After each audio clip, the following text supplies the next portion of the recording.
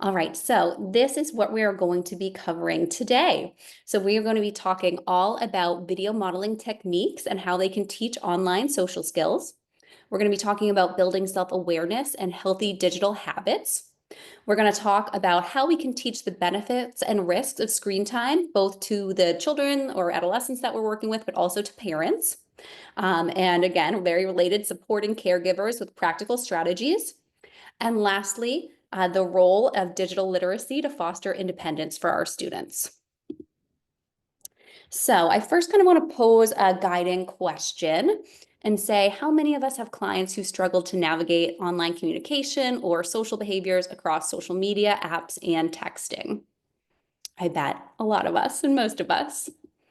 And then I also want to think about how many of us worry about the use of screen time for our own personal selves, our children, our clients that we're working with, and thinking about what it's doing to our mental health.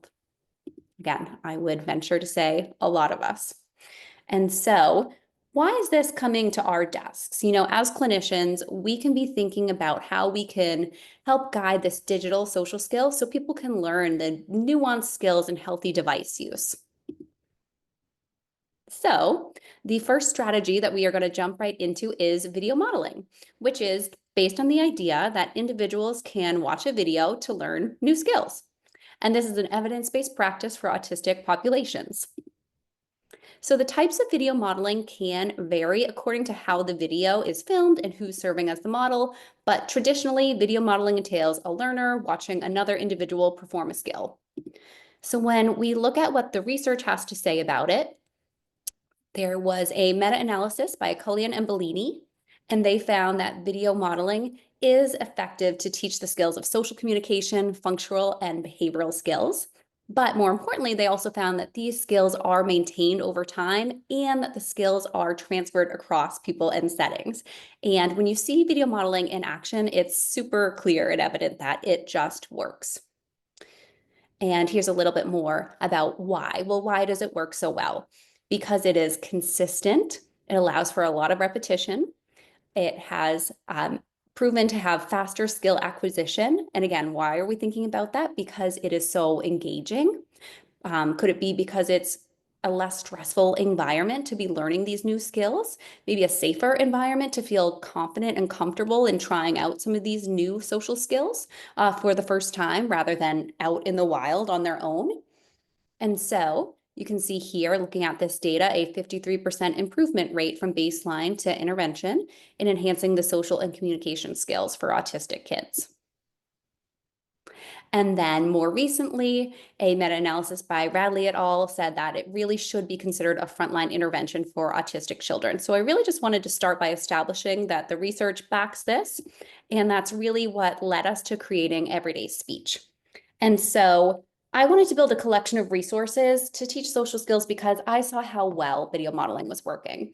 And I also knew how hard it was to create those resources. So, spending hours on time searching YouTube, trying to find something appropriate, or putting together the resources yourself was almost next to impossible. So I wanted to provide the resources to do it and to do it well. And so in thinking about technology and technology use, there's really two main parts that we're going to be talking about when we teach kids about technology. So the first part is we want to teach them to use it effectively. So we're thinking about how are we going to teach them to email different people? How are they going to be texting? How are they going to use it for research? How are they going to use all the new facets of technology? And then the second piece, other than effective use, the second piece is going to be, well, what is the impact on them? What is it doing to us? What does it do to our mental health? What are the safety implications? What are the boundaries and limitations that we need to set for ourselves? And this is something that we love to do, again, at our company, because this is something that's always evolving and we always put out new materials. So we love to stay on top of this. And again, just trying to be at the forefront of this for the kids who just really need it. And so I know that when I was working in the schools, my social skills groups were having a ton of challenges running into, all of the different ways we use technology. And you can imagine all the different little misunderstandings that can happen, inappropriate Snapchats, misunderstanding over text, very, very common for all kids, but especially when we think about our neurodivergent kids. So I wanted to make sure that we have material that's covering, again, all of the different media that we're using, because there are such subtle nuances in how we communicate and behave, and they're going to change based on different platforms that you're using, who you're talking to. Are you emailing an adult, a teacher versus a friend? And then, of course, all of the usual clues that you don't get from face-to-face interactions. So, all of the things you could rely on to give you more context, and understanding facial expressions, body language, tone of voice, we don't have those cues. So those are all of the subtle nuances that you're going to want to talk about when using all of the different media. So we created lesson units to go over, again, just all of those varied different types of new media that you're using. So this is just an example of a lesson unit here. We call it cyber skills. So we have the wide range of, talking to friends online, talking to teachers. It's going to vary based on who you're talking to, right? And we wanted to make sure, again, that we're covering everything: texting, online safety skills, gaming, spending time with friends, using social media. So again, I'm going to play, this is for our secondary students. Here's a clip. So again, for older students, this is a video clip modeling how you could email your teacher. I'm having such a hard time with my math homework. I'm going to email my teacher. Wait, I need to send an email that lets my teacher know what I need help with. I should be polite and clear.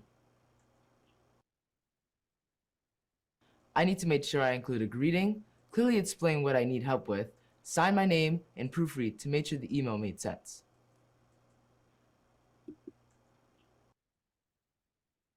Hi, Miss Thomas. Can you please help me with question number 2 from the page 57 assignment? I don't know if I should use multiplication or division to solve the word problem. Thank you, Kyrie.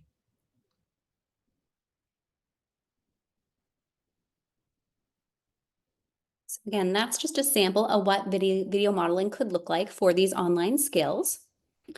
And I'm also going to share some student success stories from an SLP named Janet Dudley. So she has wrote in and partnered with us to have permission to share these wonderful stories. She works in San Diego at a school, but she also has a private practice that is social skills focused, and it's called Social Communication Specialists. So we're going to hear a little bit about her students. So this is the story of Alex, and Alex is a junior in high school. And when he has trouble understanding instructions, he doesn't feel super comfortable asking for help in front of the entire class, and he typically would just shut down. So I'm sure we've all worked with students like this, very typical reaction and very typical discomfort of wanting to talk, not wanting to talk in front of the class. And so the strategies they worked on were using everyday speech videos to work on asking for clarification and specifically emailing teachers. So building up that comfort level. But something that's really important to Janet in her practice as well is making sure that she's neurodiversity affirming in her work. And so thinking about self-advocacy and how it doesn't have to mean just speaking up immediately or doing it in front of the class. So making sure she's giving him options and strategies that match his comfort level and the way that he wants to communicate as well. So I really liked that aspect of her practice as well. So again, they worked on the modeling in the videos, specifically around asking for clarification and emailing teachers. And then they also used 3 strategies to really help him with his self-advocacy skills. And so these were writing down questions, so using a visual or a written prompt, so keeping a sticky note or a collection for himself to write down his questions, just so he has them, so he can then go back and email them after class or at home. Also pre-planning questions. If he knows an assignment might be confusing, maybe preparing ahead of time before class, that helped him feel more comfortable. And then working on emailing the teacher. So again, if he doesn't feel comfortable asking in front of his classmates, how he could email the teacher instead, and just letting him know that that's an option for him. And again, really building those muscles and practicing that, because I think at first it can be very intimidating for kids to be emailing their teachers or adults. So over time, he built confidence in communicating over email. And now he has multiple options for how he's going to ask for help. And again, I love that she didn't go right to thinking about, well, no, you have to actually raise your hand and talk in class, because that just didn't feel very neurodiversity affirming to her. And so I really like that takeaway from it, thinking about how self-advocacy can be really flexible and finding methods that work specifically for the students and how they want to best communicate and what feels best for them. Okay, so here is another story about Jake, who's a 15-year-old sophomore. And like most sophomores in high school, he often is in text group chats with friends. But he's running into issues where he is responding immediately, sometimes sending many, many texts within a row. And that is manifesting into his friends aren't responding as much as they used to. And that's making him feel, upset, anxious. He thinks about, am I doing something wrong? Are my friends mad at me? Why aren't they answering me? So this is something he brought to Janet and they worked on and addressed in their therapy sessions. And so they used our videos on cyber skills, specifically texting with friends and miscommunication over text. And what they kind of broke apart was that different people have different texting styles, and that's okay. They also worked on the idea that not every message needs an immediate response. You can kind of wait, press pause, give it a little bit, give it a beat, and that it's okay to text frequently in spaces where it's welcome. And so they kind of talked about, well, if this friend group isn't texting as much, are there other places where you can text a lot? Like sometimes online game forums, would be a better fit for that. People can just respond immediately, and that's totally fine. And so he implemented these strategies of he was going to read the text messages first, again, sending one message instead of multiple ones. He also thought about if a friend had, he could just start a side conversation with one friend in a direct message to them rather than the whole group chat, if the group chat isn't being very responsive, but also not jumping right away to they're mad at me. So understanding that the silence doesn't mean that they're ignoring him, which I really liked that message as well. So the takeaways here is that he realized that when the group chat is quiet, it doesn't mean people are upset. They might just be busy, and that's okay.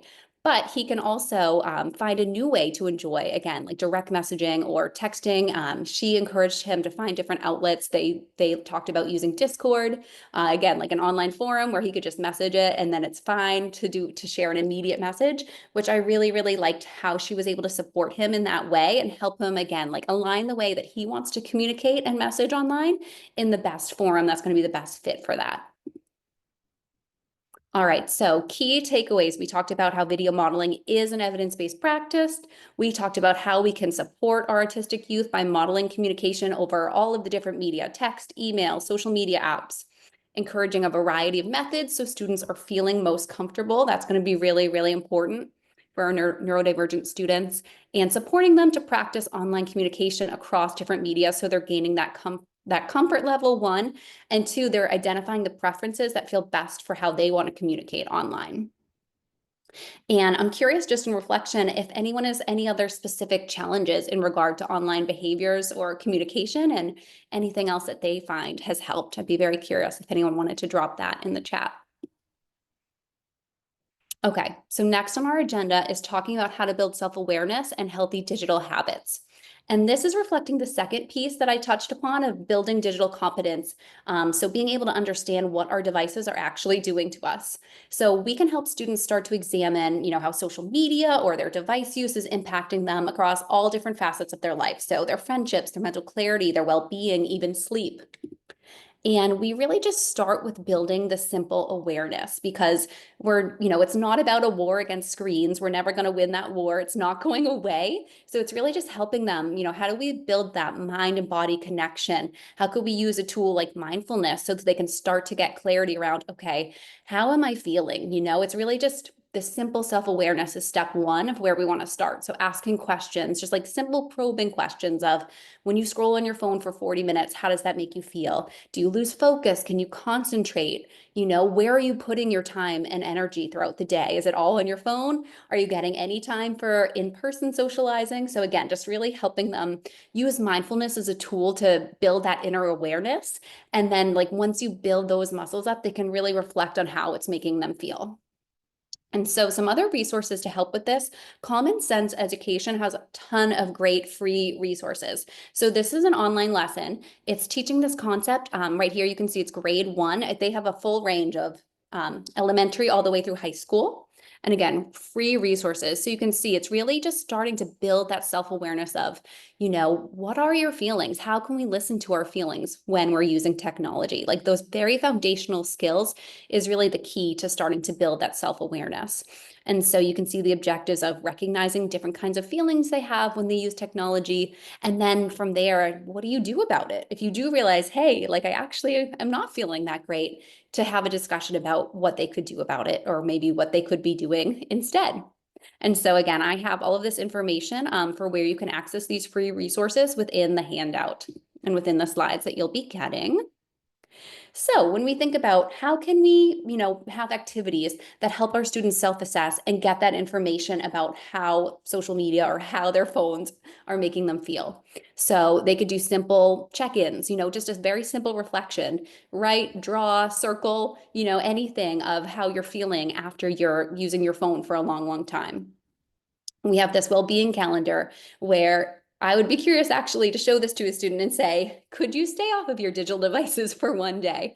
I'm sure they would be horrified, but thinking about, can you be, how realistic? And if it's not realistic, what are pieces of it that they could implement just to be thinking about? It's really just, I think the first step is just starting to get them to think about their well-being. And that's how we can kind of implement a win here. And then the last piece is really just, we can help them be facilitating, once we've opened, I think, their mind up to and introduced the idea that, hey, this might not be that great for you.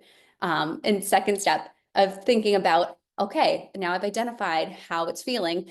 They can, again, start to self-monitor. We want them to be independent in this at the end of the day. So once they get a little older or across ages, there's different tools you could be using to be thinking about, okay, well, how much, they could take a look at their screen time. They could open up on their phone. That would be a fun / maybe horrifying experiment, sometimes even for ourselves when we open this up and look at our daily average.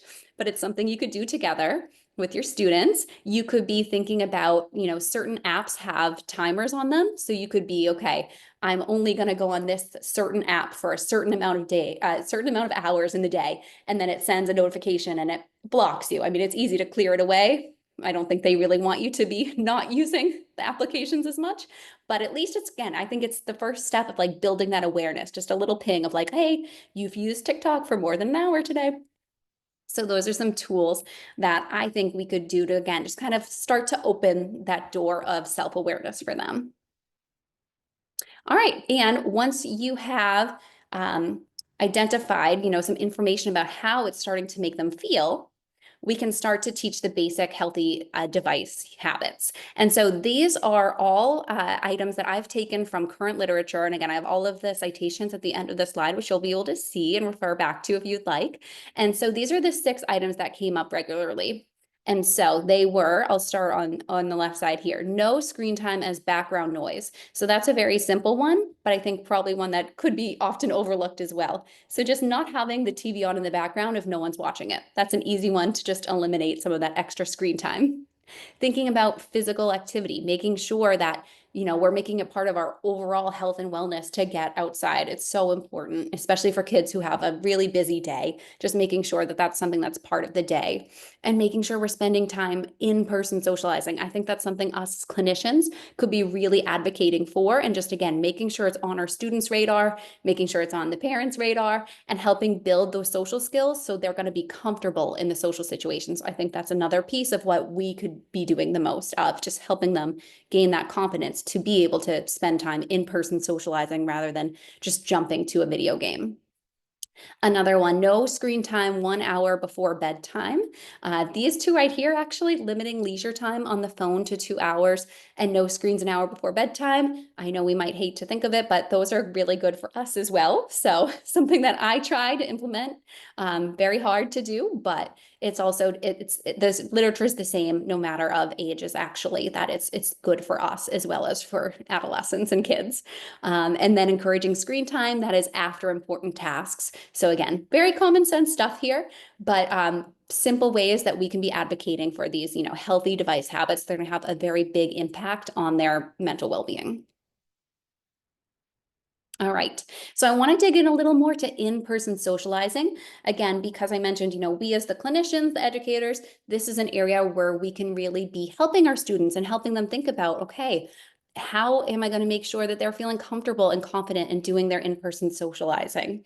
And some strategies that I can think of is, could we look for sensory friendly activities within the local town? Are there any resources available? I've seen a couple lists in my local area where they say, hey, these are sensory friendly activities, and you could be sharing those with the parents, or if the students are old enough, sharing them directly with the students and just say, hey, is this something you'd maybe want to go do with friends in town? And again, really working on the skills that are needed to feel comfortable and confident to hang out with your friends. So when I worked in a high school setting, what I would do most of the time, I felt like with my social skills kids, was I would walk them through all of the steps in coordinating how you actually are making plans with friends.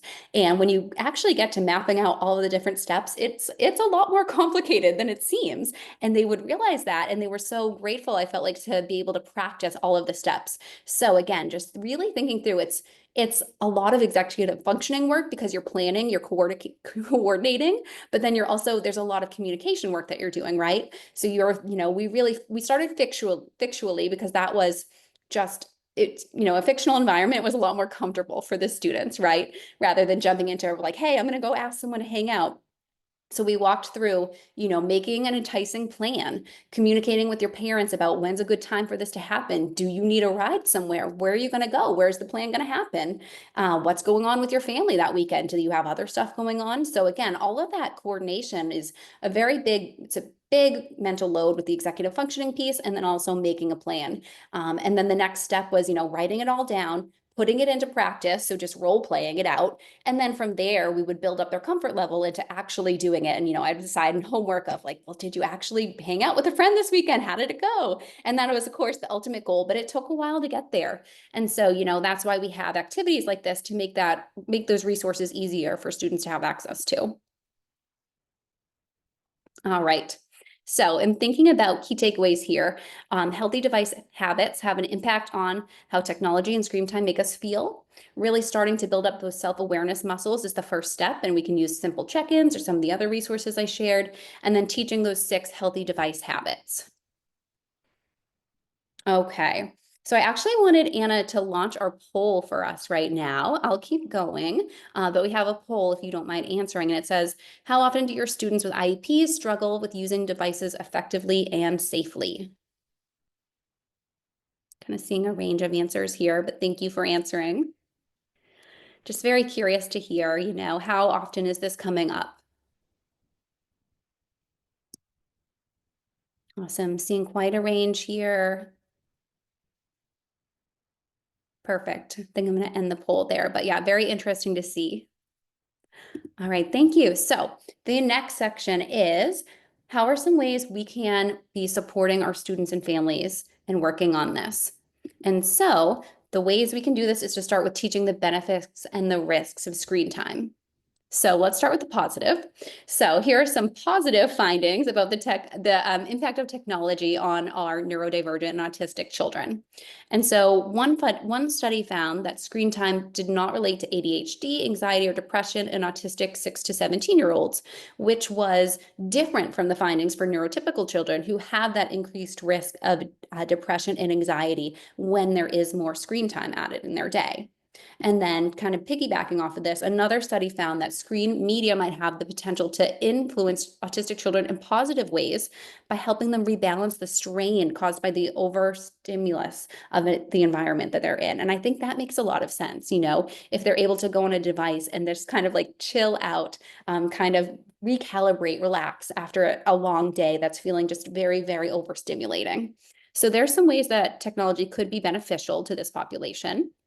And some additional ways are just exposure to new ideas and knowledge, increased social contact and social support, especially with marginalized groups. There's evidence that says social media and that connection that you can get online is something that could be extremely valuable to those groups if they're just not getting it in person. Access to new information about things that are good for us, that can be helpful.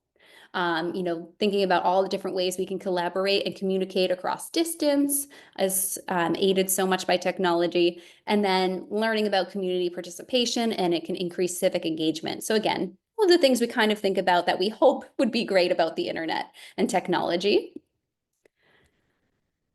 But on the flip side, we know that there are a lot of other things that we're concerned about when it comes to technology. And so, again, I wanted to pull from current literature and see if there was anything that there was nothing to me that kind of was brand new. Again, this is thinking about all children. So I think all of the things we kind of expect come up. So there's negative effects on sleep, attention, learning for children, higher instances of obesity and depression, correlated with more screen time, exposure to inaccurate, inappropriate, or unsafe content and contacts, and kind of related with, again, safety concerns, the compromised privacy and confidentiality. So again, we're going to be looking very soon at some strategies to teach these digital citizenship skills in order to offset these negative impacts.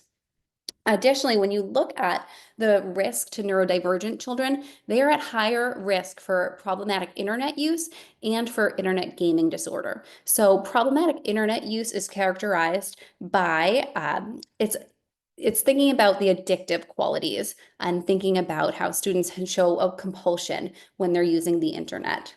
And so internet gaming disorder, very, very similar, but specific to video games. It can cause significant distress and impact relationships, work, school, mental health.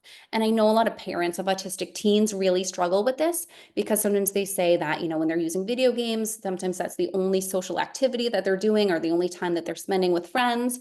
But then on the flip side, I've heard parents say that, after spending hours and hours gaming online, their children are turning into children that they no longer recognize, that they're described as not themselves, angry, hostile, even violent when asked to stop. And so when you're seeing signs like that, the behaviors that you want to be looking out for are, at this point, again, it's crossing the line into it's becoming a problem, it's becoming addictive. So there's an inability to reduce screen time use, giving up any other activities for screen time or for the games. It's interfering with their daily function. Again, thinking about the sleep, memory, attention, learning, all of that. Oops. The fourth one here is the need for more screen time. So building up a tolerance to previously what was okay, now they need even more of it, and continuing to game despite all of these problems and even knowing about all of these problems. Additionally, you might, again, because it's an addiction, you might start to see the withdrawal symptoms of anger, sadness, frustration, even while they're using the screens. You might see those feelings happening. Lower performance at school, sleeping disturbances, and again, reduced physical activity. So there were screen time recommendations previously set out by these organizations, World Health Organization, American Academy of Pediatrics, Canadian Pediatric Society. But prior to 2024, there were no guidelines to support the specific needs of autistic youth. And so recently, again, 2024, there was a study that took a look at. So when we're thinking about our autistic populations, what is it specifically? Are there different guidelines that's more appropriate for them? And so what they came up with was under 18 months, avoiding screen time, except for video chatting, which I think is probably feeling more beneficial to families, that they can say, okay, I don't feel guilty about FaceTiming. We can still FaceTime with grandma. That's okay. But for 18 to 24 months, really avoiding, again, the screen time, or only using it, very sparingly with the caregivers. For kids who are 2 to 5 years old, maximum one time a day. And this is recreational use. This is really just leisure time, TV, fun. So 1 hour a day with the caregiver. And from 5 to 18 years, no more than 2 hours of the recreational screen time. So again, it's not thinking about use during the day, educational use. It's really more of that leisurely fun time. And for 5 to 18 years, unsupervised time. All right, so we've talked a little bit about technology can benefit autistic children by providing the relief from overstimulating environments, and that it provides additional benefits with access to social support, knowledge about things that might be good for us, new educational ideas, collaboration, and connection to other kids. But the risks include higher rates of anxiety, depression, correlated with that over 2 hours of leisure time use. And again, those negative impacts on sleep, focus, learning, and weight. Okay, so of course, caregivers play a crucial and important role in influencing children's exposure to screens. And so ways that we could be supporting families and parents would be, setting those clear boundaries while still supporting the use of screens. Again, we're never going to say no, screens are not going away, but just setting clear boundaries. allowing kids to choose from or presenting some educational options, maybe working those in, and then modeling those healthy behaviors. So again, it definitely starts with us. And I know it's so hard, it's integrated into all of our day to day, but trying our best to really think about, well, what are we showing our children? Trying to put your phone or laptop away during dinner time. I think that's one that could be really hard to do, but again, a quick way to model that we're going to be here, we're going to be present, we're going to talk about, our day, and we're going to communicate and be in person and socialize. So yeah, really working with the families to understand these boundaries and these healthy strategies to model for our kids. All right, some other things we can do is, again, just teaching those overall benefits and risks that we just went over so they can understand, well, why is this important? Why do we need to be constantly working on it? Why do we talk about it? As clinicians, we can be supporting the kids' confidence in their non-screen activities. So really working on developing those social skills and their comfort level. And again, we want kids to be independent, so setting them up over time to be self-monitoring as best as they can. So again, like what are some tools we could get them to be more independent and monitor their own screen time rather than always the adults coming in and telling them? So could they be using a visual timer? Could they be using something that they can see, like an hourglass timer, if they're younger and it's really helping them understand that sense of duration and time. And then really working together with the families to tailor the strategies to their unique needs and goals. And so this is a great resource I'd love to give families. It's called a Healthy Family Media Use Plan, and you can access it right here. And again, this is in the slides, you'll have this. And what it does, it's making a plan that families can fill out together. So you're really giving the children and teens agency over, well, this is what we're gonna say works for our family. And I think that would go a long way into helping them get on board with it. So you're working together to set the boundaries for accessing the type of content that they can access, what personal information they will or will not share, open family communication, just all about the rules of media use. It's really, again, thinking about, well, what are the rules that we're going to set as a family and stick to, and encouraging the critical thinking, which is going to come up later. We're going to talk a lot more about critically thinking about digital literacy and all of what those skills look like. And then just encouraging that balance between online and then other activities. All right, so within all of the articles that I've been mentioning, there were some relevant findings for therapy and clinicians that I want to point out. So, and thinking again about the duration and the use of screen time. So AAC use is not counting towards screen time when they're referencing screen time. The screen time guidance that they put forward is based on individual needs and development. So it's not just a blanket statement of like, this is what works for 2 to 4-year-olds. It's again, you're gonna need to take into account the individual's needs there. Providers can collaborate with families. So again, very much it's a partnership with families. And that this was the biggest one for me, especially in thinking about having a digital curricula. Screen time should be used as an opportunity to interact with others. And so that's really something I think about, yes, maybe we're learning from the technology and we're using it in our sessions to introduce a skill, but then you take it offline, you have an opportunity to discuss in person, or you practice it with a peer. And that's something I think that we can be really mindful of. All right. So again, the key takeaways there, thinking about how our parenting strategies can include setting clear boundaries, allowing children to choose from educational options, and then modeling those healthy behaviors ourselves. I shared the healthy media use plan, thinking about how AAC and therapy do not count towards the screen time limits, and then teaching the adapted strategies. So these are the things we do all the time, but are ways that, again, if we're noticing a student is having a really hard time putting the screens down or transitioning away from this preferred activity, all of the things that we're usually putting in place, like we'll use a visual timer or schedule, predictable routines, and then helping with those calm down techniques and strategies.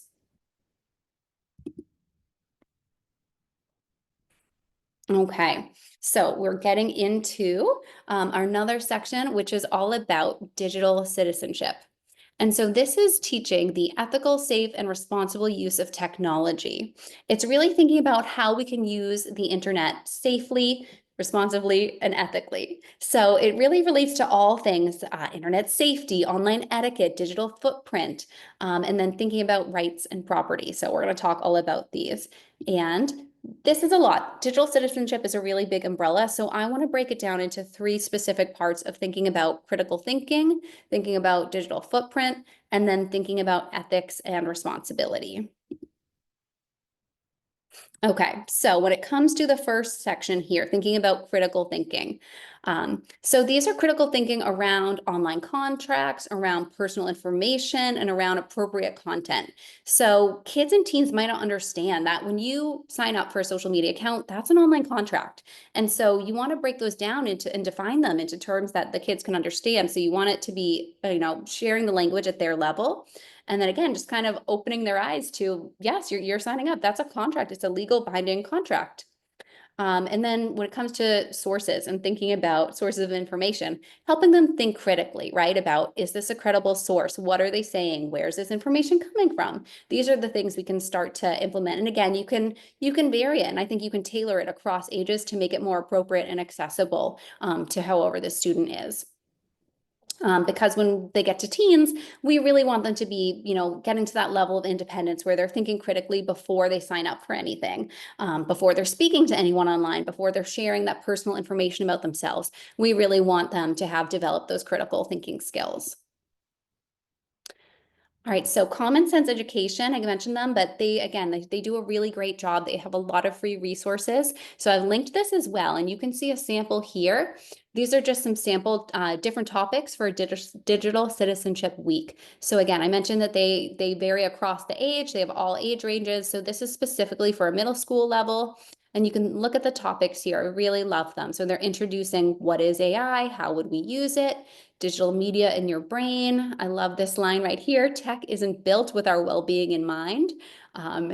I think that is so, so, so crucial, and it will just hopefully, spark conversation and again, that critical thinking around, well, if it wasn't built with our well-being in mind, how does that impact us? What does that mean?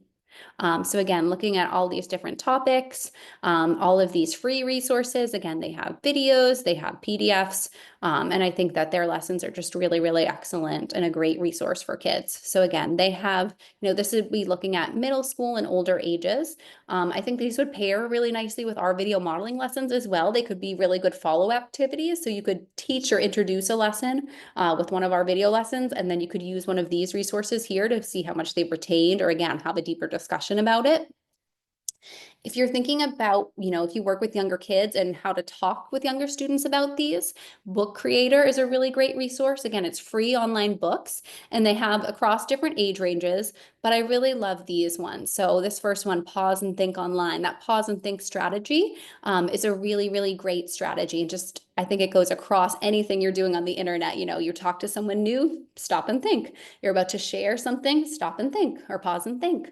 So again, I think that's a really, really great strategy to share. Your rings of responsibility. I'm going to talk a little bit more of the section about responsibility and what are we responsible for when we use the internet? How do we use the internet responsibly? So I love that this is age appropriate and these are for kids 5 to 8 years old, and speaks to them. And then this one about online friendships. So that would be a little more internet safety focused, but again, just so relevant and important for kids. Okay. Next up, coming to understanding digital footprint. And so when we think about digital footprint, it's understanding the trail of data that we leave when we are using the internet. So first you'd want to, define this and break this down again in terms that the kids are understanding. So get to their level and meet them where they are and really help them to see, what does it mean? What's happening? Like, again, what are you leaving behind? So you could look at it in different ways. You could think about privacy settings and looking at different privacy settings on different websites, different devices. You could be thinking about passwords. That's another way to stay protected, stay safe. Again, the pause and think method that I just mentioned, very helpful. And thinking about a positive online presence. So again, just helping them understand that what we put out there online, it could be living out there forever. So some activities I think you could do to, again, like help a student understand this or understand the significance of this could be just doing an internet search. Could they Google themselves, Google someone else they know, Google, it could be a famous person, whatever it is. But just, again, like helping get that understanding and that awareness of, oh, look at all that's out there.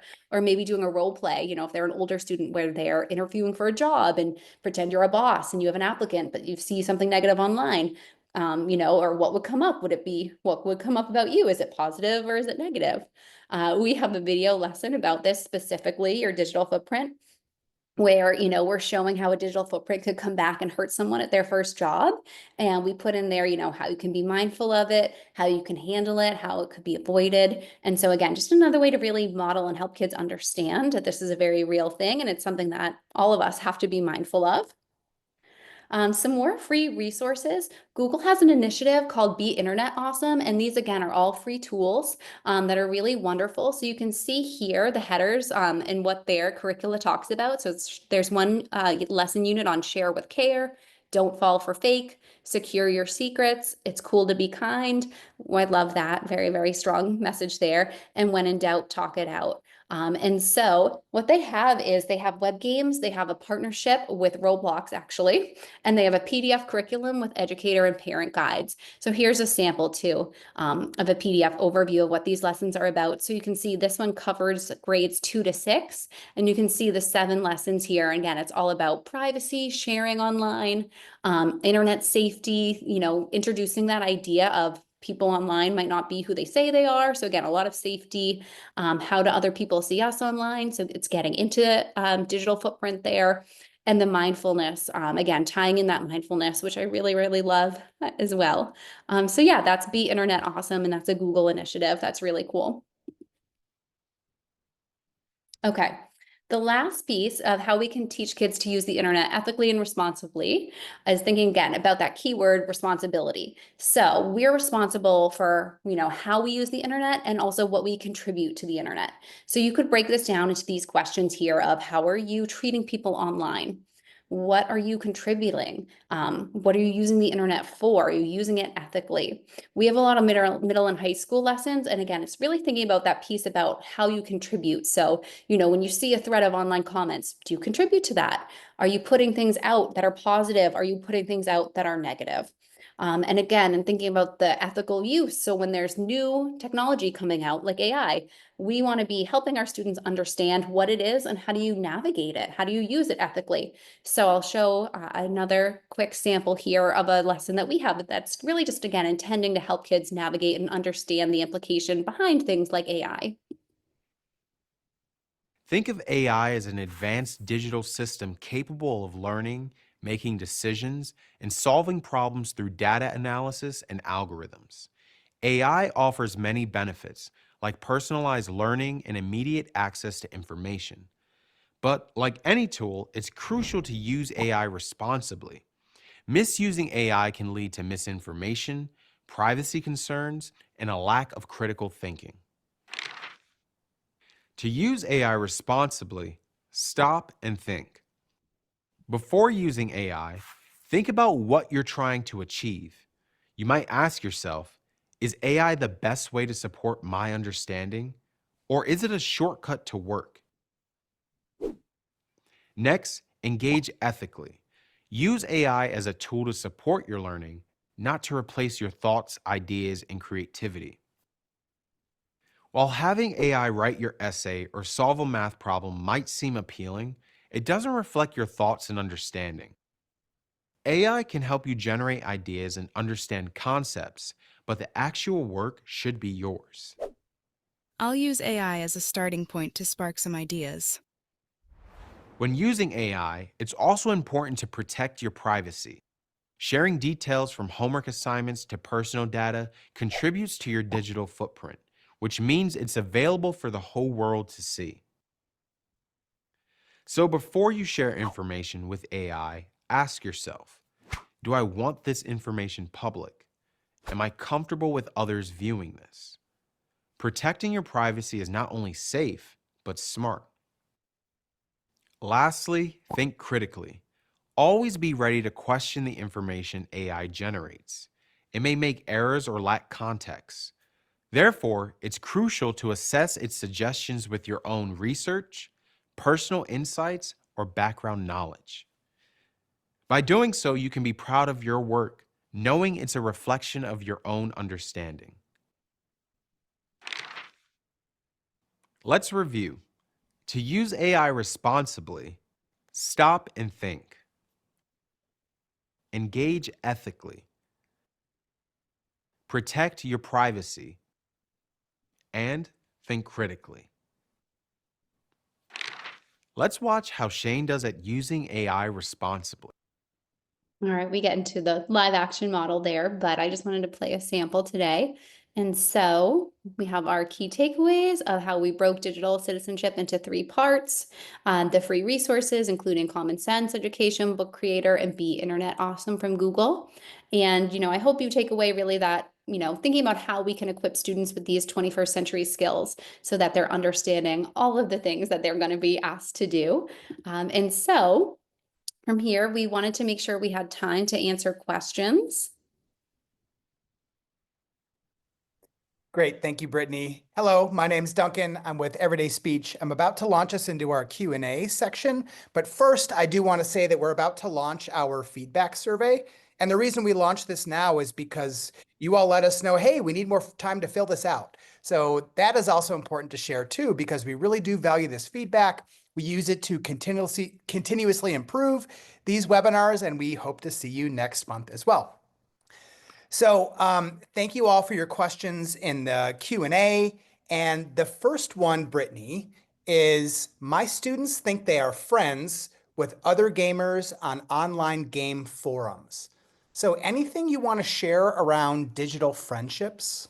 Yeah, absolutely. And I would definitely take a look at some of those free resources that I shared because, again, depending on the age of the student, I think that free book from Book Creator had that the title was The Online Friendships. And so that would be great for younger students just to talk about that. And then Google, I believe, also had a PDF lesson about it and thinking about again, like who is this? So I think starting with that simple, if we can build that the very first thing you do before you're talking to someone is you have to think of, do I know this person? Do I, start to build that skill is like that's step one before you're sharing information. And really breaking down those examples, because I don't think that is going to be super clear as well. At least for me, when I think about my high school students and the social skills groups I was running, we did a lot with the Circles program, which might be a little older at this point, but it was a curriculum designed to help students navigate the different levels of relationships and the levels of what you should share with them. So it started with, again, like yourself. What are things you would only, say or do with yourself? And then it moved out of different levels of who's an acquaintance, who's a good friend, who's a close friend, who's a family member, and how does, your behavior and your communication vary. So I like breaking it down in that visual way too, so that they can start to see that and they could map out and start to write out, okay, these are things I share with a person that I know. And what does it mean if it's a person that I know? They need to actually be a person that you know what they look like. It can't just be like, oh, it's this guy online. I know his username. Thank you. We had another question, and you touched on this a bit. It's about reputable sources. I saw some of the Common Sense media, and we sent out the link. But here's the question. Do you have any suggestions for how to support students in evaluating whether online information is factual or comes from a reputable source? I feel like, again, that comes down to just teaching and practicing those 21st century skills. And that would be something that I used to do with my students. And again, I worked with high school students and transitional students, so they were older, but we would often do things like, all right, we would look at news articles, or we would just Google things, or we could say, how, practicing, could I find 3 pieces of information that back up this one, thing that I found. We also did a lot of lessons that were statement versus fact versus opinion. So that's something that, kind of differentiating and just gaining practice in that area could help as well, because I'm sure that's something that comes up a lot online too, when you're seeing something that somebody might put out as an opinion, and just helping them break down what is fact and what is just somebody saying something.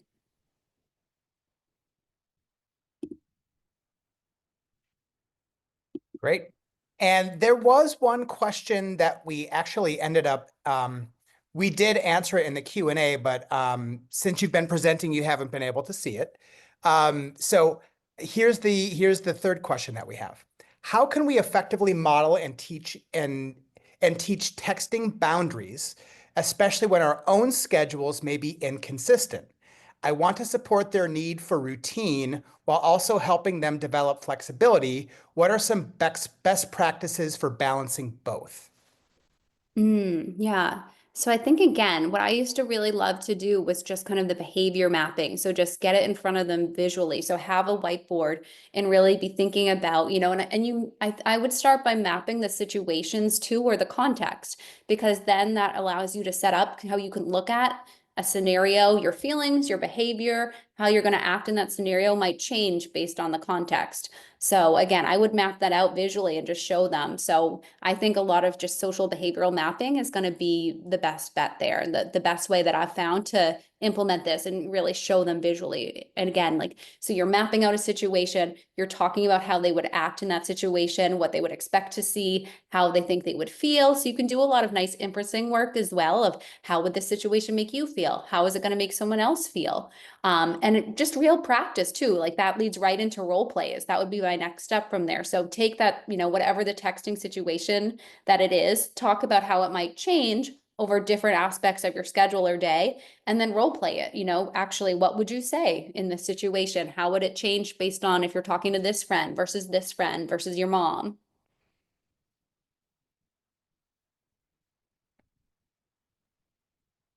Great, thank you.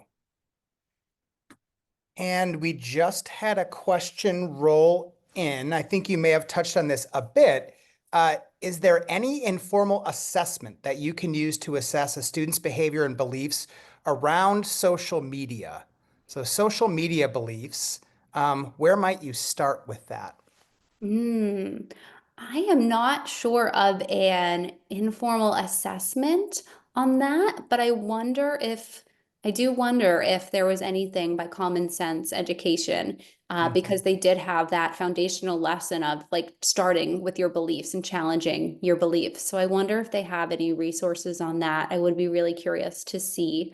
But again, I think this is something I know we don't have a ton of time ourselves to be creating resources, but I wonder if we could just kind of start with those self-assessments and the simple check-in. Again, not creating an assessment yourself, but just a simple like emotional check-in of, if you use social media in this way, how does it make you feel? And then you could build in, different lessons or different sessions. You could talk about it on using it in different ways. So if you're scrolling social media, if you're talking to friends, if you're video gaming, kind of again, mapping out those different contexts and just checking in. I feel like, again, like starting with the self-awareness is where I would start with that.